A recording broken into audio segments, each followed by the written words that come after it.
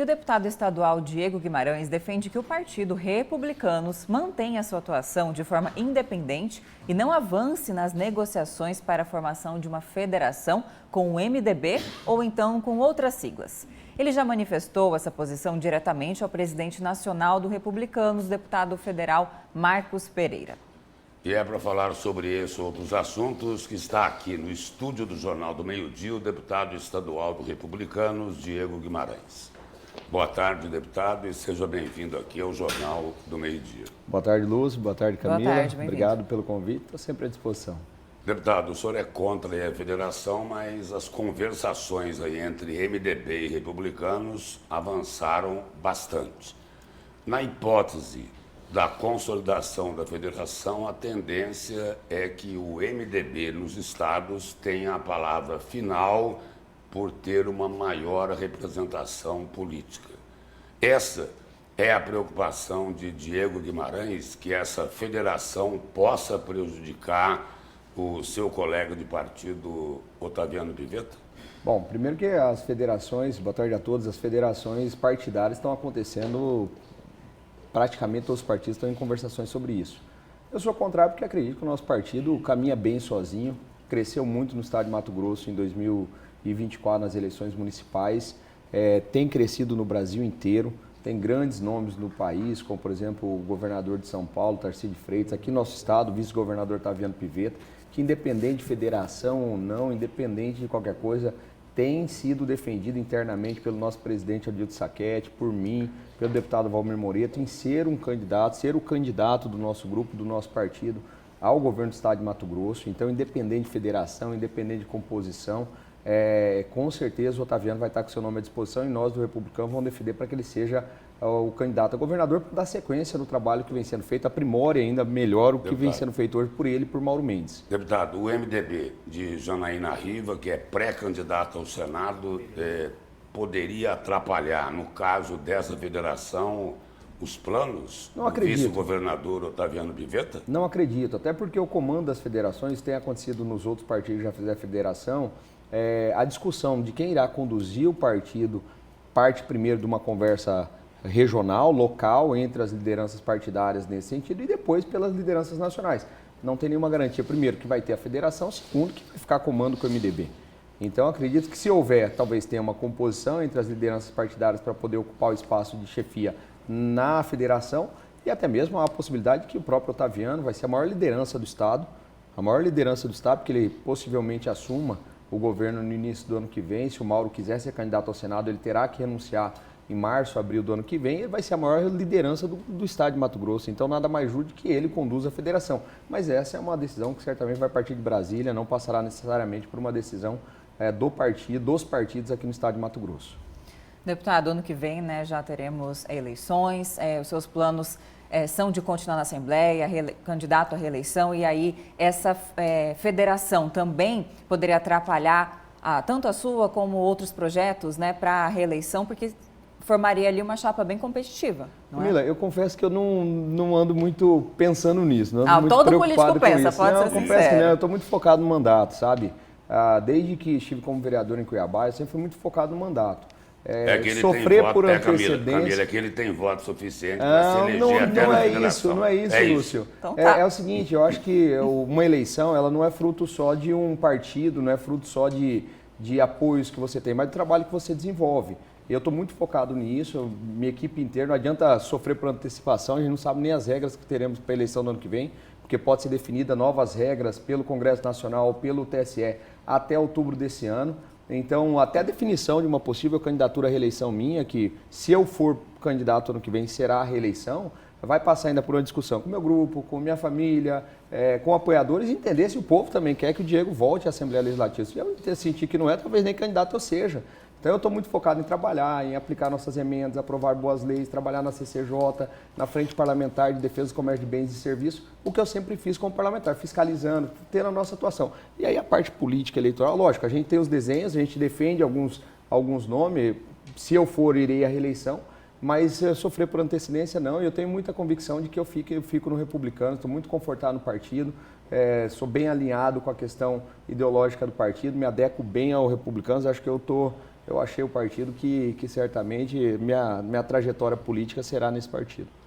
Deputado, teve correligionário seu aí que não gostou das críticas que o senhor fez por conta da filiação de Neri Geller ao Republicanos. Maísa Leão, a vereadora, falou, olha, essa é uma discussão rasa.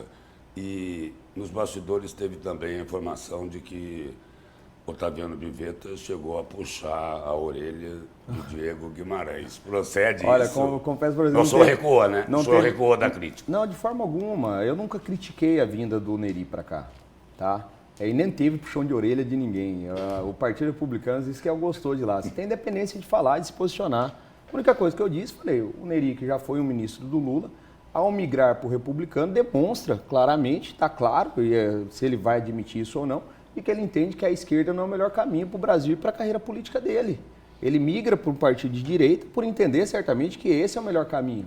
Ou conforme a conveniência, simplesmente isso. Não, aí é questão íntima dele, aí cabe a ele dizer que é conveniência ou se não é. O senhor não quis dizer isso? Para mim, não, para mim eu entendo sim que o Republicanos cresce nesse sentido e se ele vem para cá, demonstra, Mas mais uma demonstração. Ele chegou até a suspender a filiação pelas colocações que Diego Bom, Guimarães aí eu fez. não acompanhei isso, né? Eu não acompanhei isso, eu acredito que ele já esteja até filiado no partido.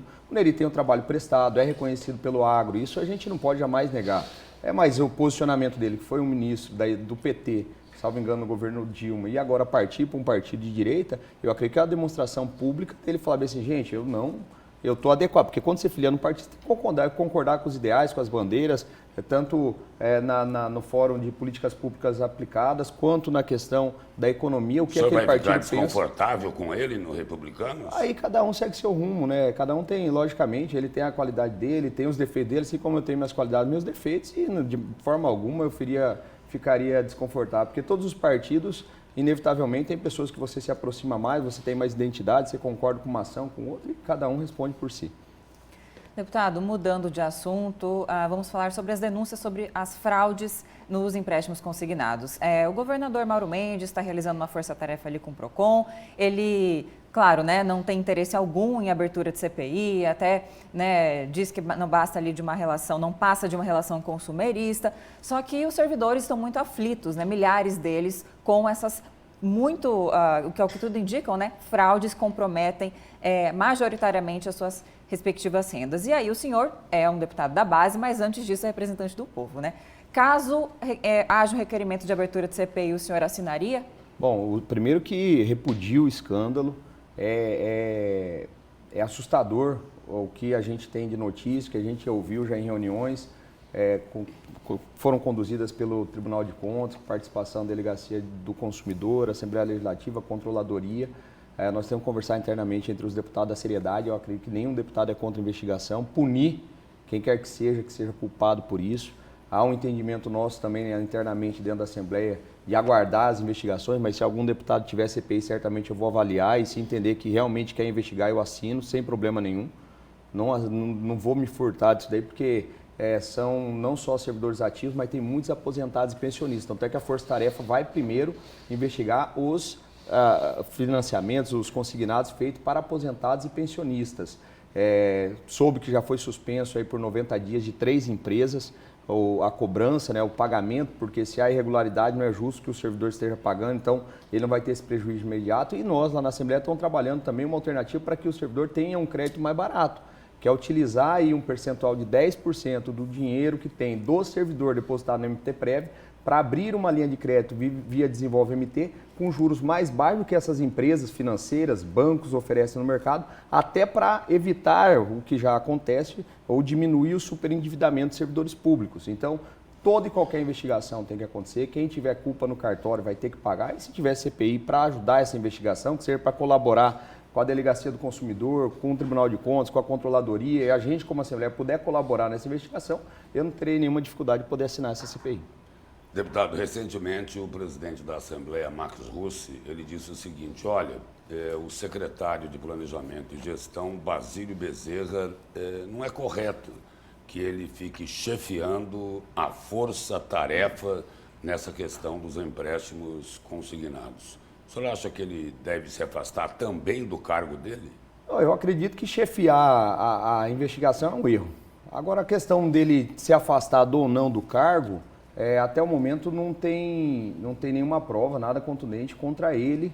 Se houve um erro, se foi um erro da empresa cobrando indevidamente dos servidores, se foi um erro de servidores da CEPLAG, se foi um erro do próprio secretário, porque eu acho que se ele estiver envolvido nisso, se ele foi complacente, se ele autorizou algum tipo de empresa a habilitar em fornecimento de consignado, sem que ela tivesse as qualificações necessárias para isso, ele certamente tem que ser afastado do cargo. Mas conduzir a investigação, e aí eu estou com o presidente Max Russo, que quem deveria conduzir talvez fosse o Tribunal de Contas, muito embora todos estão participando, todas as entidades, eu tenho acompanhado isso junto com os deputados, inclusive a Assembleia Legislativa tem um assento dentro dessa comissão. Certamente ele não vai conseguir conduzir sozinho, todos os envolvidos vão estar juntos para evitar que a condução seja mal feita. Né? O senhor falou 2 vezes em CPI.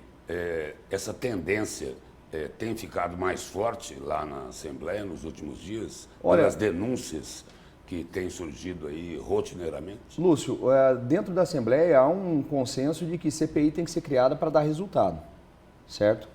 Se há investigação, se está sendo conduzido da forma correta, a gente entende que a CPI pode ser uma salvaguarda ou um auxílio. E sempre foi dessa forma que a gente atuou. Agora, criar a CPI talvez simplesmente por criar, eu não vejo essa necessidade. Então, no ano pré-eleitoral, acaba que também toda a CPI que for criada, se não der o resultado efetivo, para quem estiver envolvido nisso, fica com uma medida politiqueira e há um prejuízo político eleitoral para quem quer que seja que esteja conduzindo essa CPI. Mas as CPIs têm que ser propostas. Se for proposta, cada deputado tem que avaliar. E aí, no seu foro íntimo, na questão política eleitoral ou até mesmo com relação às pautas que ele defende, decidir se vai assinar ou não. Mas nesse momento eu não tenho conhecimento de nenhum requerimento de CPI correndo lá na casa. Se não uma CPI, deputado, talvez uma convocação do secretário, porque a Secretaria de Planejamento ela é sim responsável ali pela função de fiscalizar que esses empréstimos sejam corretos, até bancos que nem sequer eram credenciados no Banco Central, fintechs, estavam ali realizando esses empréstimos, então não é hora da Assembleia agir de uma forma mais contundente nessa causa, porque são servidores, né? São colegas dos deputados. Camila, a convocação ela acontece normalmente quando o secretário se furta de comparecer e de se explicar, certo? Sempre convida, tenta reunião, comissão de saúde, comissão de previdência, então, chama às vezes, e ele não vem. Até onde sei, não houve nenhuma recusa por parte de qualquer secretário. Até recentemente, acho que teve um requerimento para o Gilberto Figueiredo, que foi apresentado e aprovado na Assembleia, depois ele foi via convite. Mas com relação ao Basílio, eu não tenho conhecimento de que ele tenha se forçado em comparecer. Isso é como mas ele ainda não compareceu. Não, mas ele já prestou, teve na comissão, os deputados estiveram envolvidos, todos os deputados foram convocados para aquilo lá. Agora, se entender necessário, a convocação tem que acontecer, a comissão quiser, pode convocar. Eu hoje não faço parte da Comissão de Previdência, nem da Comissão de Saúde, que estão mais próximas desse assunto. Mas eu acredito que se ele for convocado, vai ser aprovado, não teria dificuldade nenhuma, ou até comparecimento espontâneo, ele tem que ir, ele tem que prestar conta para a Assembleia, não só para a Assembleia, principalmente para aqueles servidores que estão tendo desconto indevido, se há esse desconto indevido ou se houve um financiamento maior do que o valor realmente pago aos servidores, isso é um absurdo, tem que prestar conta e se tiver errado, como eu disse, ser apenado, pagar pelo que ele fez ou quem quer que seja dessas empresas ou do servidor público, e aí é o caso, ele tem que ser afastado do cargo. Deputado, uma última pergunta aí. O deputado José Medeiros disse aqui na última terça-feira que o candidato ao governo pelo PL é o Wellington Fagundes e que ele admitiu pode ter uma dobradinha dele, José Medeiros, que é candidato ao Senado, com Mauro Mendes. E aí, como é que ficaria o vice, Otaviano Pivetta? Recua da candidatura dele? Olha, é um consenso. Até na quinta-feira, da semana passada, eu cheguei no interior e eu tive uma conversa com a Dilto Sacchetti. E a nossa conversa, que é o presidente do nosso partido, é de que não é um projeto partidário que nós queremos, simplesmente Otaviano, o candidato, porque é do nosso partido. Eu acredito que de todos, e respeitando o Wellington, de todos os nomes que se colocam como candidato a governo, pré-candidato a governo do estado de Mato Grosso para 2026, o único nome que a população pode garantir que irá manter a qualidade da gestão do dinheiro público que tem tido nos últimos 7 anos, com pagamento em dia de servidor, com pagamento em dia de fornecedor, com grandes obras como a duplicação da BR-63, como hoje nós assinamos um convênio com o Hospital Geral para repasse de mais de 140 milhões de reais para o Hospital Geral. O único nome que garante essa estabilidade chama-se Otaviano Pivetta. E aí teria os demais nomes não podem garantir isso. E aí isso. o trabalho vai ser tirar o Wellington Fagundes de candidato ao governo do PL para colocar no lugar dele o Otaviano Pivetta. Esse é o trabalho? Na minha opinião, tem que ir para a disputa, deixar o povo escolher. Vamos colocar os dois projetos para o Mato Grosso e o Mato Grosso decide. É assim que é a democracia, o debate amplo, democrático, correto, com propostas, e o povo vai decidir se é o Wellington Fagundes, que tem mais 4 anos de senador, tem que ficar lá no Senado, ou se é o Otaviano Pivetta, que cumpriu aí 8 anos como vice, auxiliou nas políticas públicas de educação, novas escolas sendo construídas, evoluiu muito a nossa educação, a saúde ainda demanda muito, mas hoje nós temos 6 grandes hospitais sendo construídos. Ou se é o Otaviano Pivetta, que tem fim desse mandato e pode tocar mais 4 anos conduzindo o nosso estado no caminho certo. Deputado, obrigado pela presença e pelas informações. Obrigado, obrigado Camila. Obrigada. Obrigado. Uma boa tarde.